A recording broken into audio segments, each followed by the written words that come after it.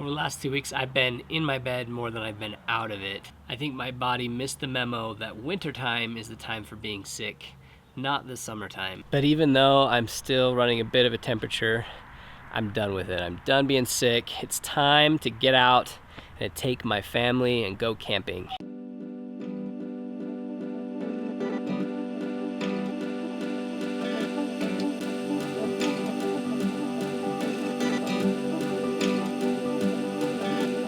Now, some of you will be here because I promised a review of the FUJI 16mm 1.4 WR, and I'm definitely gonna do that. If this is your first time on my channel, you should know that I don't really get into it very quickly, because for me it's as much of the adventure or the experience of shooting with a piece of gear as it is to dive into a list of specs. It's about using a piece of gear in linear time, in the real world. It's about me accepting the challenge of coming up with cool photos to share with you during a course of an adventure. And if that sounds interesting to you, I hope you'll come along. But for those of you looking for fast facts or a list of quick data points, this may not be the video for you, and I'd encourage you to look for another video that's a little bit more up your alley.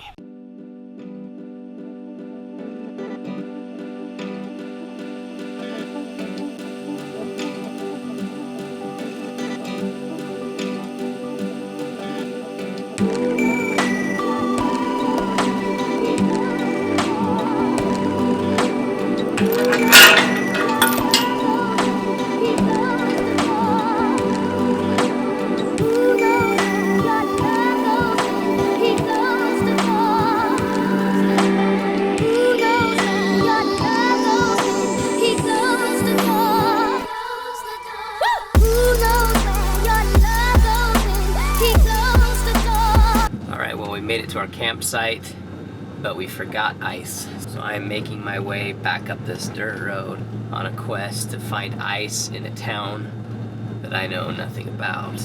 But now that I have a moment alone, let's talk about this lens. In a video a little while ago, I talked about the X100 series, and I was reflecting on deer. He is oblivious. Hey, buddy. Evolution has still not taught your kind to be afraid of us in cars. So, what was I saying?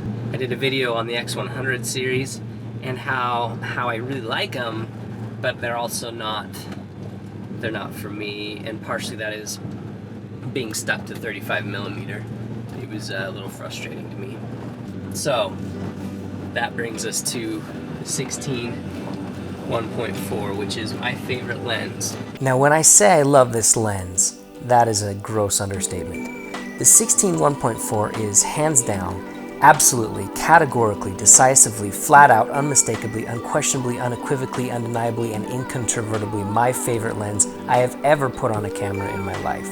If I loved this lens anymore, I would need to give it a name, birth certificate, and write it into my will. I just spotted this farmer's little garden off the side of the road, and I just have to stop to take a picture. The first reason I love this lens is for its field of view. Here's what I love about the 24mm focal length. First off, its composition. I feel like the 24mm field of view is an advanced photographer's field of view. It comes with challenges. There is so much information in the frame, and you have to think so much harder about things like figure-to-ground relationship, lines, distraction, and more advanced composition techniques like principles of dynamic symmetry. The first thing I noticed when I started shooting street photography with this lens is how overwhelming it can be. It can be paralyzing.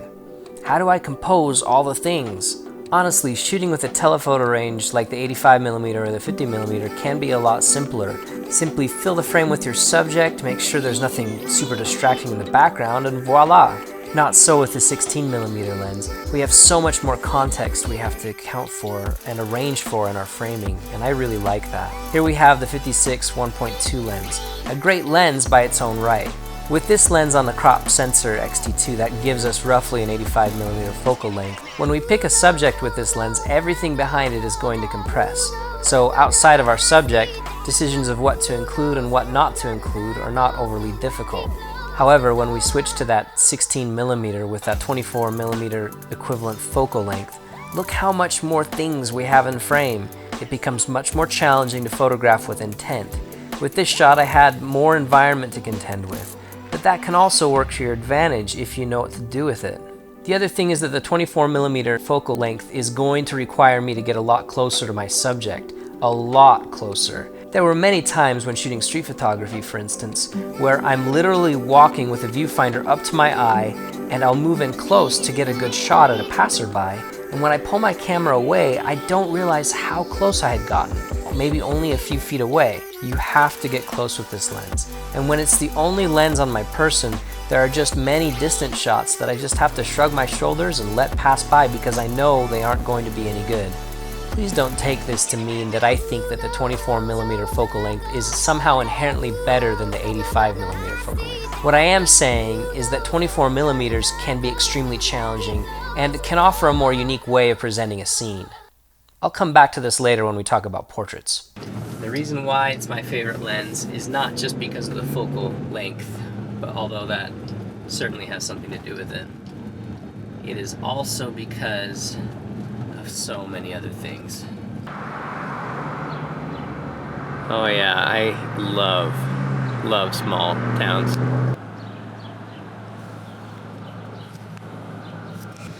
I just love that scene so much. And I actually got like an emergency notification from one of my clients that their website's down.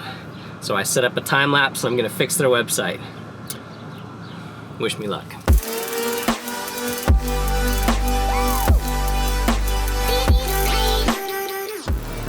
Pretty. I can't finish a thought because I just have to keep stopping. There's a beautiful sunset and it's a beautiful field, so I might just pick up this later, maybe even tomorrow, so I can just enjoy the sunset and get some photos.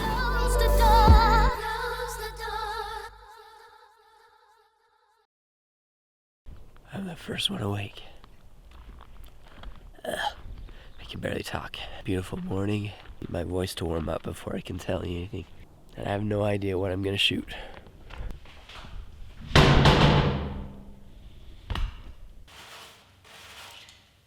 I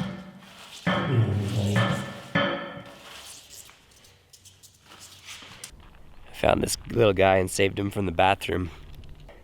I've rescued him, so as payment, he will now become my subject for a bit.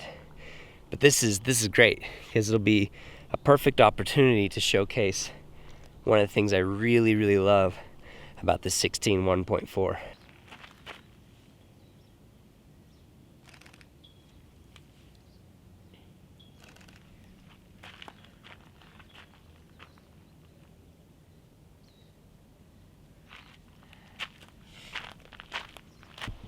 The minimum focus distance of this lens is like 4 inches, which is amazing.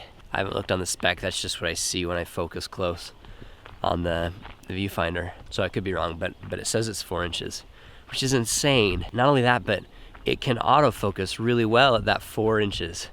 And that makes it, in my mind, really the only viable macro solution currently in the Fuji lens lineup. And it's surprising that it comes from a lens with such a wide field of view. Of course, Fuji does have the 60mm 2.4, but that thing, as I mentioned in another review, I really feel like it's a portrait lens only.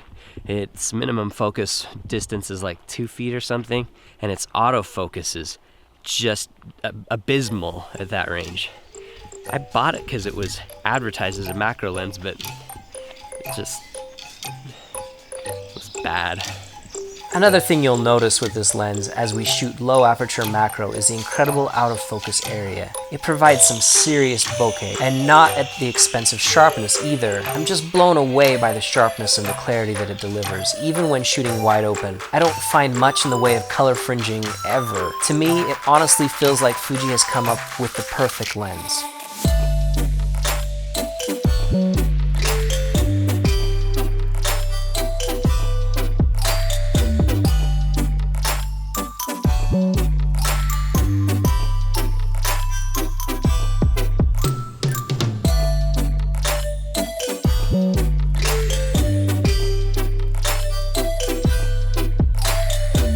Now I mentioned that this lens does pretty well when autofocus at close range, but that's when I'm comparing it to other macro lenses. There are still times when even this lens you're going to want to manually focus or at least tweak that focus. For times like that, I really love the clutch focus capabilities of this lens. When you couple it with the AF plus MF override option on the X-T2, half press that shutter and then pull that clutch back and just tweak that focus. It's amazing. It feels right. It works so much better than some of these other mirrorless lenses with their focus by wire,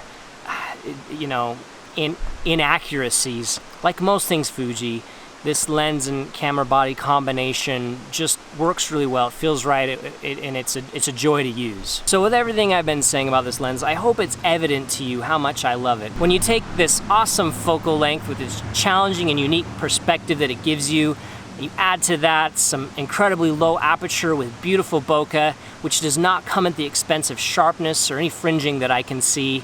And then that macro photography capability that it provides. Oh, and by the way, it's weather sealed. Those are a lot of reasons to love a lens, and in some ways it might seem like maybe this is the perfect lens, and for me I think it's pretty close to perfect. So among all these really great reasons to love this lens, you might ask yourself, why isn't he just permanently affixing it to his camera body? And well, the answer to that is yeah, it usually is. I really do feel like this is almost perfect as far as lenses go, but there is one time it's got to come off, and that's when I'm doing client portrait work. It's no secret that a wide-angle lens like this is probably not the perfect portrait lens when your subject is wanting something up close and personal. Getting too close with this lens will distort features. It's also not always a good idea to put your subject too close to the edges, as this will stretch appendages and body parts in unnatural ways.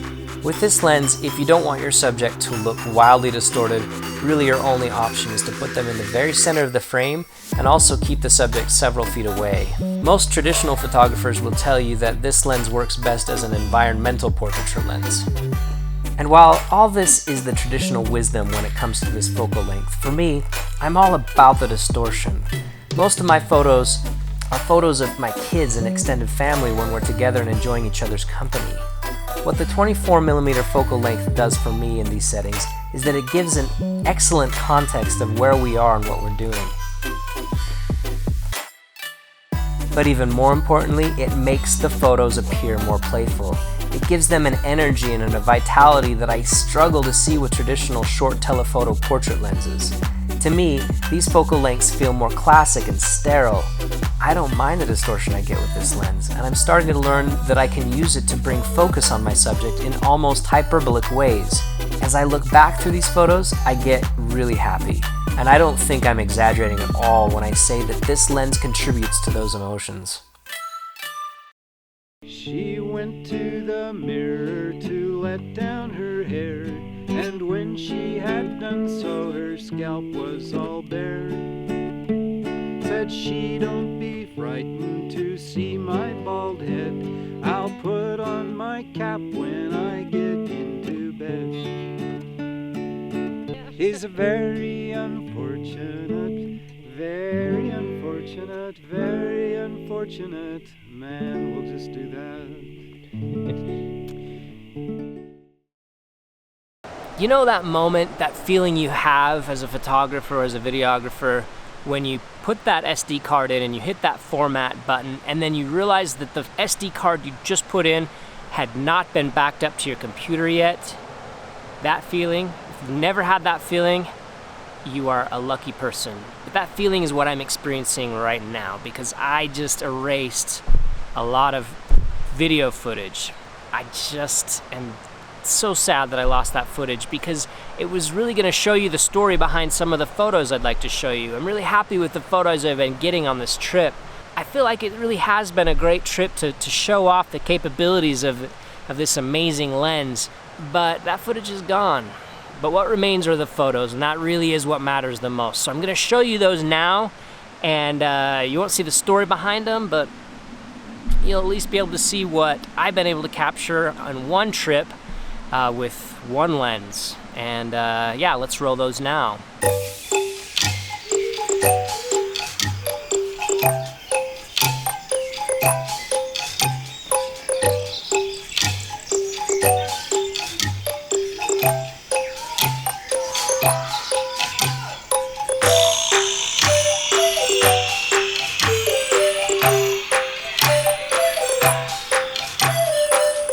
Alright guys, my adventure here is almost done, as is this video, but there's one last thing that I want to talk about in regards to this lens, and that is what an excellent landscape photography lens that it is. As far as primes go, you really can't go wrong with this lens as a landscape photography lens. As I've already mentioned, extreme sharpness, great color and contrast, edge detail is phenomenal.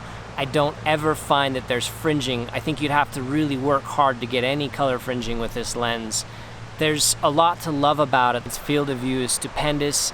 It just works really well. It's my first pick for a landscape lens. So the last 2 mornings of camping, I specifically went out to try to capture some morning landscape photography with this lens to highlight what it can do as far as that goes. And I was really excited about the footage I got, but as you know, it is now in the realms of non-existence-ness. So I can't show you that. But I will tell you a little bit about what happened and show you the photos. On morning of day 3, I got up early, as I often do on these adventures while kids and wife are still asleep. I headed up the hill above where we were camping, and I found that there was this really great vantage point that showed an S-curve in the Bear River, which we were camping next to. A great vantage point, and I waited there probably 45 minutes for sunrise, got eaten alive by mosquitoes. I think I was bit no less than a dozen times. Guys, you have to sacrifice, in some cases, your own body for great photography. So that is what I've done, and I did it for you. I'll show you those photos now.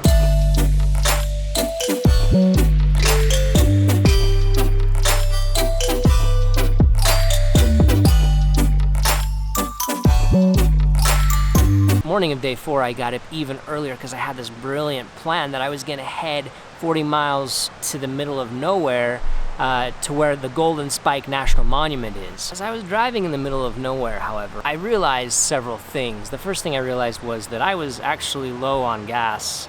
Second was that I didn't have my wallet, I didn't have my cell phone. I wasn't even going to make it there before sunrise to begin with. But that was because I couldn't stop stopping. I saw some cool things along the way, so maybe the journey in this case was more important than the destination. Either way, I never really got to the destination. But what I did get was a few photos. This first one I got as a farmer was working on his field. I think this one illustrates a unique characteristic of this lens, and again, that's the wide field of view. In this case, it was my only lens. I didn't have a tighter focal range, and so that tractor, you'll notice, is fairly small, where I naturally would have wanted it a little bit larger in the composition, as it is the subject. But having said that, I like it because it feels isolated, it feels lonely, it feels small, when compared to the vast area of this farmland and the mountains in the distance. So I think it works, and I'm really happy with this photo. The next one I got when a little further down the road, when the sun was maybe a half hour from peaking over that distant mountain range.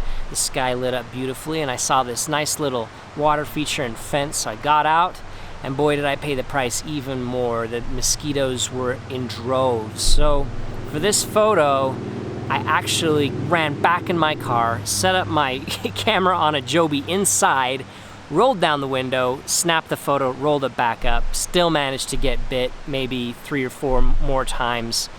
Again, guys, you gotta pay the price though, and I'm extremely happy with the results. Finally, as the sun was about to peak and I was still a good 10 miles away from Golden Spike, I saw this trail that went up this hill, and I just ran out of the car, headed up there with just my XT2 to see what I could get. Turns out that I found this nice little pass where that transcontinental railroad had been cut through the mountain, made this nice little canyon. The railroad is no longer there, but the pathway is still there, and it's beautiful. It's also a great place for an ambush. I was on the lookout, but fortunately, there were no bad guys in the morning, that morning. Of course, the railroad is now gone, but the pathway remains. Here's another photo I got on my way back to the car.